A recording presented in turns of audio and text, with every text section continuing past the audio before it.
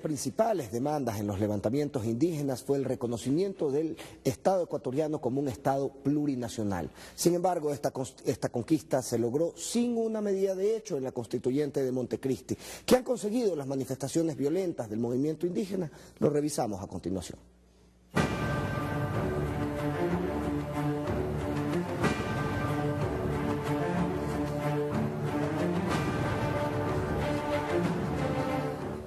Tras 25 años del primer levantamiento indígena, el taita Miguel Yuco, dirigente histórico de la CONAIE, explica la trascendencia de lo sucedido. Fue el resultado de un acumulado de reflexión, de análisis, de reacción también al sometimiento, a la utilización, a la exclusión. El levantamiento duró 2 semanas, entre el 28 de mayo y el 11 de junio de 1990. En ciudades como Riobamba, Latacunga y Otavalo se cerraron las calles y hubo enfrentamientos con la policía. Nosotros, pobres campesinos, también tenemos propio derecho, somos ecuatorianos. La principal demanda era el reconocimiento de la plurinacionalidad del Ecuador como un principio constitucional. Pero para levantar el paro, la dirigencia se conformó con el comodato de la actual sede ubicada en el norte de Quito. En junio de 1994, a la demanda de la plurinacionalidad se sumaba la oposición a la Ley de Desarrollo Agrario remitida por el gobierno de Sixto Durán Ballén y aprobada por el Congreso. Esta ley agraria de la parte gente rica, eso sí está aprobado, inclusive ya me dicen que ya ha ido firmando este gobierno y se ha alargado a Colombia.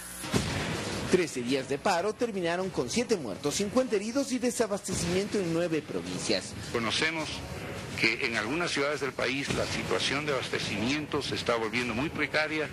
No se derogó la ley y menos aún se reconoció la plurinacionalidad. Nos dimos cuenta que la lucha no era suficiente, el estar en las calles, y nos lanzamos a la lucha política electoral. Y eso después del 90, después de 5 años, constituimos a Pachacuti.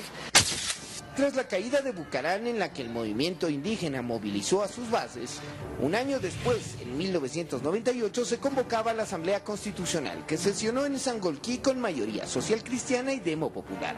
Sin embargo, una vez más, no se incluyeron las demandas indígenas como la de la plurinacionalidad. Ya en el año 2000, tras la toma del Congreso, derrocar a Yamil Mahuad y formar un triunvirato, Antonio Vargas iba a representar a los indígenas en el Ejecutivo. Se abría la puerta para una constituyente. Sin embargo, un día después, los militares posesionaban a Gustavo Noboa y Vargas enfrentaba un juicio por el golpe de Estado. Nosotros la experiencia del que hemos caminado, conocemos que en una época cuando los indios levantábamos, nos decían los indios vagos, ahí están de gana moviéndose. En el 2002 gana las presidenciales Lucio Gutiérrez con el apoyo de Pachacuti, el brazo político de la CONAIE. Nueva forma, creo yo, de hacer política en el Ecuador, una política transparente, abierta, clara. Sin embargo, en menos de un año esta alianza se disolvía. Una vez más, las demandas del movimiento indígena y sus bases no habían sido atendidas por el gobierno. Hicimos presidente a Lucio Gutiérrez, pero este coronel lamentablemente no entendió la política y él quiso seguir con las mismas lógicas neoliberales.